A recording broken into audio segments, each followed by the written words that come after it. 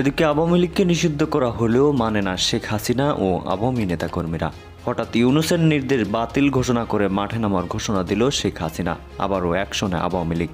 বিকালে পুলিশের সাথে ব্যাপক সংঘর্ষ শিক্ষার্থীদের। এদিকে ইউনূসের নির্দেশ মানি না, পাল্টা তোপ শেখ হাসিনার। দলের নির্যাতিতদের বললেন, খুনিদের বিচার করবই ইনশাআল্লাহ। আরও জানাবো, বাংলাদেশে গণতন্ত্র বিপন্ন, আওয়ামী লীগকে নিষিদ্ধ করায় ইউনূস সরকারকে তুলোধনা দিল্লির।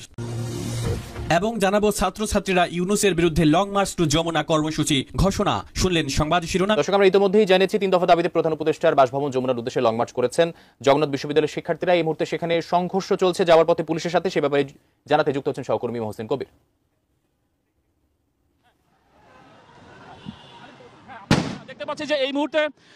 দর্শক, দেশ প্রবাস দূরে কিংবা কাছে বসে যারা আমাদের দেখছেন, আশা করি সবাই ভালো আছেন। এই মুহূর্তে পাওয়া খুবই গুরুত্বপূর্ণ এবং ইম্পর্টেন্ট একটি সংবাদ আপনারা দেখতে চলেছেন।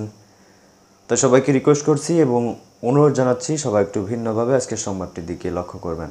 দর্শক, খুবই গুরুত্বপূর্ণ এবং খুবই ভয়াবহ কিছু কাণ্ড ঘটতে চলেছে, যা আওয়ামী লীগকে নিষিদ্ধ করার পরও সেটা কিন্তু কোনোভাবেই মেনে নিচ্ছে না শেখ হাসিনা এবং আওয়ামী লীগ ছাত্রলীগ। তারা কিন্তু আবারও রাজপথে নেমেছে। রীতিমতো বিকালে কিন্তু ছাত্রদের সাথে বা শিক্ষার্থীদের সাথে পুলিশের কঠিন ধাওয়া পাল্টা দেওয়া হয়েছে কাকরাইলে। দর্শক, শিরোনামে আমরা দেখেছি। এবার বিস্তারিততে আমরা দেখে আসি যে কী হতে চলেছে। আশা করি সঙ্গেই থাকবেন। আরও চাপে হাসিনার দল, আওয়ামী লীগের রেজিস্ট্রেশন বাতিল করল নির্বাচন কমিশন। হাসিনার শাসনকালে খালেদা জিয়ার বিএনপিকে নিষিদ্ধ করেছিল আওয়ামী লীগের সরকার। এবার গেজেট নোটিফিকেশন দিয়ে আওয়ামী লীগের সব রকম কার্যকলাপ নিষিদ্ধ ঘোষণা করল বাংলাদেশের অন্তর্বর্তী প্রশাসন। সিদ্ধান্ত অবশ্য আগেই হয়ে গিয়েছিল। গেজেট প্রকাশের কয়েক ঘন্টা পরেই আওয়ামী লীগের রেজিস্ট্রেশন বাতিল করে দেশের নির্বাচন কমিশন। তাই হাসিনার দলের বাংলাদেশের নির্বাচনে লড়ার রাস্তাটিও কার্যত বন্ধ হয়ে গেল। রাজনৈতিক দলকে নিষিদ্ধ ঘোষণার নীতিগত বিরোধিতা করলেও এই প্রচেষ্টা আটকানোর কোনো চেষ্টা অবশ্য করেনি প্রাক্তন প্রধানমন্ত্রী খালেদা জিয়ার দল বিএনপি। গেজেট প্রকাশের দুদিন আগে শনিবার এই বিষয়টি জানিয়েছিলেন প্রধান উপদেষ্টা মোহাম্মদ ইউনূস। এরপর এদিন সরকারের স্বরাষ্ট্র উপদেষ্টা অবসরপ্রাপ্ত লেফটেন্যান্ট জেনারেল জাহাঙ্গীর আলম সাংবাদিকদের বলেন, এই সংক্রান্ত একটি গেজেট নোটিশ জারি করা হয়েছে। বাংলাদেশের অন্তর্বর্তী প্রশাসনের এক্স হ্যান্ডেলে এই গেজেটটি পোস্ট করেন প্রধান উপদেষ্টা ইউনূসও। স্বরাষ্ট্র মন্ত্রকের এক প্রবীণ আধিকারিক জানান, সন্ত্রাস বিরোধী আইনের আওতায় আওয়ামী লীগ এবং তাদের সমর্থিত সব সংগঠনের কার্যকলাপ নিষিদ্ধ ঘোষণা করা হয়েছে। এই দলের নেতাকর্মীদের বিরুদ্ধে বাংলাদেশের ন্যাশনাল ক্রাইম ট্রাইব্যুনাল এ বিচার সম্পূর্ণ না হওয়া পর্যন্ত এই নিষেধাজ্ঞা জারি থাকবে। গেজেট নোটিফিকেশনে কি বলা হয়েছে? আওয়ামী লীগ এবং এর অঙ্গ ও সহযোগী সংগঠন ভ্রাতৃ প্রতিম সংগঠনের বিরুদ্ধে গত 15 জুলাই থেকে 5 আগস্ট 2024 ছাত্র আন্দোলন, দমন, অপহরণে হত্যা, পুড়িয়ে হত্যা, গণহত্যা, বেআইনিভাবে আটক, অমানবিক নির্যাতন, লুণ্ঠন, অগ্নিসংযোগ, সন্ত্রাসবাদী কার্যকলাপ ও মানবতা বিরোধী অপরাধের অভিযোগ সুস্পষ্ট। বাংলাদেশের আওয়ামী লীগ ও তার সহযোগী সব সংগঠনগুলির নেতাকর্মীদের বিরুদ্ধে আন্তর্জাতিক অপরাধ ট্রাইব্যুনাল এবং দেশের ফৌজদারি আদালতে বহু মামলা বিচারাধীন। এই বিচার পর্ব সম্পূর্ণ না হওয়া পর্যন্ত আওয়ামী লীগ সহ এবং তার সহযোগী সংগঠনগুলি গণমাধ্যম থেকে শুরু করে অনলাইন ও সামাজিক যোগাযোগ কোনো প্রচার করতে পারবে না, মিছিল, সভা সমাবেশ, সম্মেলনও আয়োজন করতে পারবে না। ইউনূসের নির্দেশ মানি না, পাল্টা তোপ হাসিনার। দলের নির্যাতিতদের বলেন, খুনিদের বিচার করবই। আওয়ামী লীগ বিগত দিনগুলির মতোই রাজনৈতিক কার্যক্রম চালিয়ে যাবে। মোহাম্মদ ইউনূস সরকারের নির্দেশ আওয়ামী লীগ মানবে না বলে দলের ফেসবুক লাইভে সাফ জানিয়ে দিলেন নেত্রী শেখ হাসিনা। বাংলাদেশের অন্তর্বর্তীকালীন সরকার এক নির্দেশনামা জারি করে আওয়ামী লীগের সব ধরনের দলীয় কার্যক্রম নিষিদ্ধ ঘোষণা করার কথা জানিয়েছে। তাতে বলা হয়েছে, আওয়ামী লীগ নেতাদের বিচার শেষ না হওয়া পর্যন্ত নিষেধাজ্ঞা বলবৎ থাকবে। আগামী দিনে আওয়ামী লীগকে পুরোপুরি নিষিদ্ধ করার কথাও জানিয়েছে অন্তর্বর্তীকালীন সরকার। ঢাকার আন্তর্জাতিক অপরাধ ট্রাইব্যুনালকে ক্ষমতা দেওয়া হয়েছে রাজনৈতিক দলকে নিষিদ্ধ ঘোষণার। ওই ট্রাইব্যুনালেই সোমবার শেখ হাসিনার বিরুদ্ধে তদন্ত রিপোর্ট পেশ করা হয়েছে। তাতে অভিযোগ করা হয়েছে, গত বছর জুলাই অগাস্টে গণ অভ্যুত্থান দমনে তৎকালীন প্রধানমন্ত্রী শেখ হাসিনা গুলি করে বিক্ষোভকারীদের হত্যা করতে পুলিশকে নির্দেশ দেন। ইউনূস সরকারের নির্দেশ জারির দিনেই দলের ভার্চুয়াল সভায় তোপ দাগেন শেখ হাসিনা। সংক্ষিপ্ত ভাষণে আগাগোড়া চ্যালেঞ্জের সুরে বলেন, ইউনূস সরকার অবৈধ, এই সরকারের সব সিদ্ধান্তই অবৈধ। হাসিনা বলেন, আওয়ামী লীগ বঙ্গবন্ধু শেখ মুজিবুর রহমানের পার্টি, কে মোহাম্মদ ইউনূস যে আওয়ামী লীগকে নিষিদ্ধ করবে? হাসিনা সোমবার আওয়ামী লীগের দায়মুক্তি অনুষ্ঠানে দলের শহীদ পরিবারের সদস্যদের মুখ থেকে নির্যাতন, নিপীড়নের কথা শোনেন। সকলেই হাসিনার নেতৃত্বের প্রতি আস্থা ব্যক্ত করে জানান তারা বিচার চান। হাসিনা তাদের বলেন, বিচার হবেই, একজন খুনিও রেহাই পাবে না। আওয়ামী লীগ নেত্রী বলেন, আল্লাহ বারে বারে আমাকে মৃত্যুর মুখ থেকে বাঁচিয়েছেন, নিশ্চয়ই আমাকে দিয়ে কোনো ভালো কাজ করাতে চান, বিচার করবই ইনশাআল্লাহ। সাবেক প্রধানমন্ত্রী বলেন, আওয়ামী লীগ কি অপরাধ করেছে? হত্যাকাণ্ড ঘটিয়েছে বিএনপি, জামাত এবং ইউনূসের বাহিনী। এরাই হত্যা করে আওয়ামী লীগের বিরুদ্ধে দোষ চাপিয়ে দিয়েছে।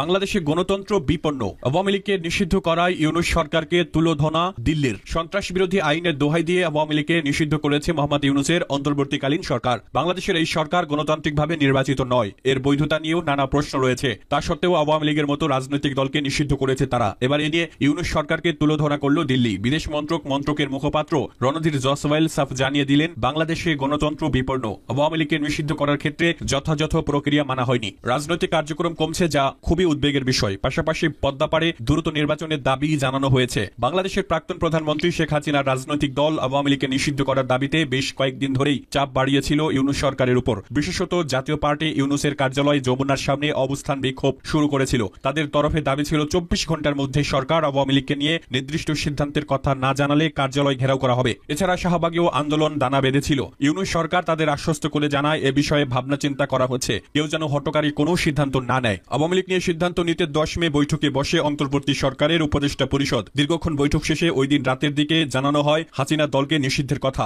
অবশেষে সরকারিভাবে এ নিয়ে বিজ্ঞপ্তিও জারি করা হয়। অপারেশন সিঁদুরের আবহে মঙ্গলবার সাংবাদিক সম্মেলন করেন বিদেশ মন্ত্রকের মুখপাত্র রণধীর জসওয়াল। তাকে আওয়ামী লীগের উপর নিষেধাজ্ঞা জারি নিয়ে প্রশ্ন করা হলে তিনি বলেন, আওয়ামী লীগকে যথাযথ প্রক্রিয়া মেনে নিষিদ্ধ করা হয়নি। বাংলাদেশে গণতন্ত্র বিপন্ন, রাজনৈতিক দলগুলোর গণতান্ত্রিক অধিকার খর্ব হচ্ছে। আমরা খুবই উদ্বিগ্ন, আমরা দ্রুত সুষ্ঠু নির্বাচন চাই। এদিকে নিষিদ্ধ ঘোষণা হতে আওয়ামী লীগের নেতা নেত্রীদের উপর নেমে এসেছে আইনি খাড়া। গ্রেপ্তার করা হয়েছে দীর্ঘদিন আওয়ামী লীগের সাথে থাকা সঙ্গীত শিল্পী মমতাজকে। সোমবার রাত 12টা নাগাদ ঢাকা মহানগর পুলিশ জানায়, ধানমন্ডির বাড়ি থেকে মমতাজ বেগমকে গ্রেফতার করা হয়েছে। জিজ্ঞাসাবাদের জন্য তাকে নিয়ে যাওয়া হয় পুলিশের কার্যালয়ে। জনপ্রিয় লোকসঙ্গীত আমার হাত বান্ধিবি পা বান্ধিবি মন বান্ধিবি কেমনে মমতাজ বেগমের গলায় অতি বিখ্যাত হয়ে উঠেছিল।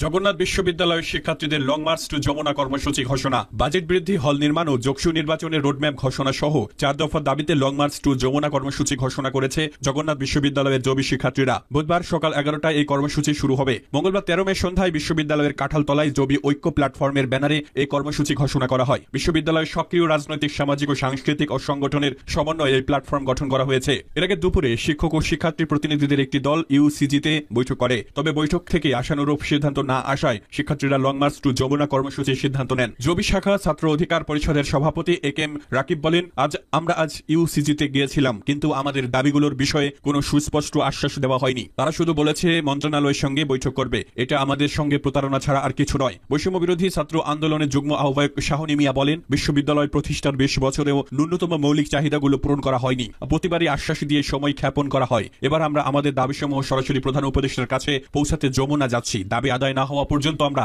সেখানে অবস্থান করব। শিক্ষার্থীদের 4 দফা দাবি। জগন্নাথ বিশ্ববিদ্যালয়ের বার্ষিক বাজেট বৃদ্ধি এবং 2025-26 অর্থ বছরের বাজেটে অন্তত 70% শিক্ষার্থীর জন্য আবাসন ভাতা অন্তর্ভুক্ত করতে হবে। দ্বিতীয় ক্যাম্পাস এবং পুরান ঢাকার ডক্টর হাবিবুর রহমান হল ও বাণী ভবনের নির্মাণ কাজ আগামী 10 মে 2025 এর মধ্যে শুরু করতে হবে। বিশ্ববিদ্যালয় প্রশাসন হল ও দ্বিতীয় ক্যাম্পাস নির্মাণ কার্যক্রমের অগ্রগতি প্রতি 15 দিন অন্তর মুক্ত মঞ্চে এসে জানাতে হবে। আগামী 15 মে 2025 এর মধ্যে জগন্নাথ বিশ্ববিদ্যালয় কেন্দ্রীয় ছাত্র সংসদ নির্বাচনের রোডম্যাপ ঘোষণা করতে হবে। শিক্ষার্থীরা জানিয়েছেন, এসব দাবির বিষয়ে কোনো পদক্ষেপ না নেওয়া হলে।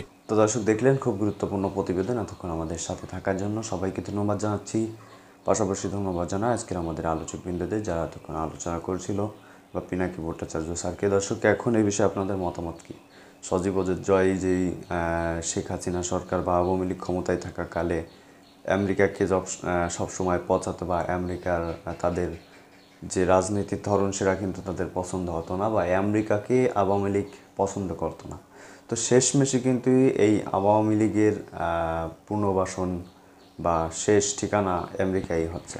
দর্শক এখন এ বিষয়ে আপনার মতামত কি অবশ্যই জানাবেন। তবে এটুকু আপনাদের বলে রাখি, আওয়ামী লীগ আর দেশে আসতে পারবেন। আওয়ামী লীগ দলটি আসলেও কিন্তু শেখ পরিবার আর এই আওয়ামী লীগের মধ্যে ঢুকতে পারবে না। তো দর্শক ভালো থাকুন, সুস্থ থাকুন, দেখা হচ্ছে অন্য কোনো ভিডিওতে। তার আগে বলে রাখি, এতক্ষণ আমাদের চ্যানেলটিতে যারা ছিলেন সবাই পরবর্তী আপডেট পেতে চ্যানেলটি সাবস্ক্রাইব করে রাখবেন, এবং যারা লাইক দেন না অবশ্যই লাইক দেবেন। তো ভালো থাকুন, সুস্থ থাকুন, দেখা হবে অন্য কোনো ভিডিওতে। ধন্যবাদ সবাইকে।